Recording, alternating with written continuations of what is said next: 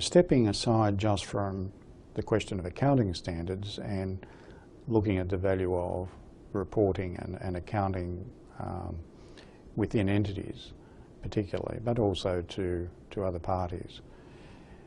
If, for example, you are a smallish proprietary company, you're not required to lodge financial statements, what should you be doing about your own accounting and reporting within your own sphere?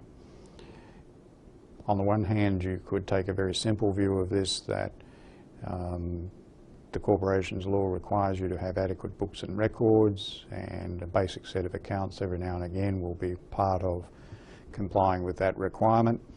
And you might take the mentality that this is largely a tick-the-box compliance exercise that, if anything, is taking time away from the business.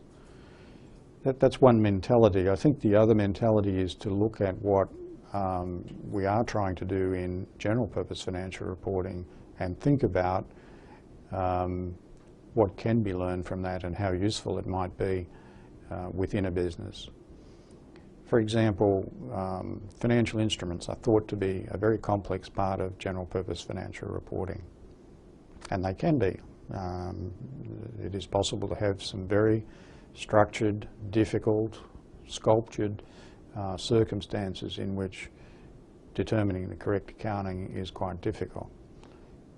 But the basics of that area are things that I think any business would need to think about.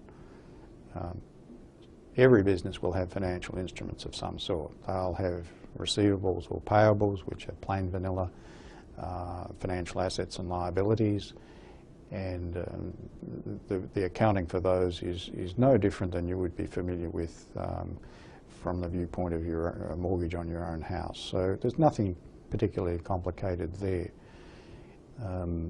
But as soon as you start to enter into other types of instruments, you really do need to pay attention.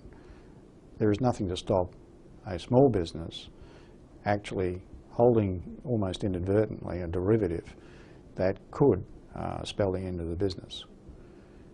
We've certainly seen examples of small entities with fairly exotic derivatives, sometimes blissfully ignorant of how exotic they are.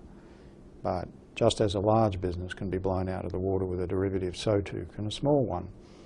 So when you're managing a business, you need to understand how a derivative works, how you might actually become involved with one accidentally, and what you should be thinking about over time while you hold it. When I say you can have these accidentally, one of the most common sources of derivatives are to be found in the small print of contracts, either for goods and services sold, or for financings received, or in the context of maybe acquiring another business. Quite often those sorts of clauses that constitute derivatives are actually sewn in by lawyers just to cover off on some unlikely prospects, and therefore they're not paid much attention. Well, at the other end of life in the large companies, those same sorts of clauses were the clauses behind why banks have got enormous problems with credit risk derivatives that previously were thought to be the source of a lot of money and no risk. They turned out to be anything but riskless. So there is something to be learned even at the most complex end of life. The broad message that I would give to you is, no matter how arcane accounting standards might seem to be to you, they are being driven by a desire to reveal the economics of a business.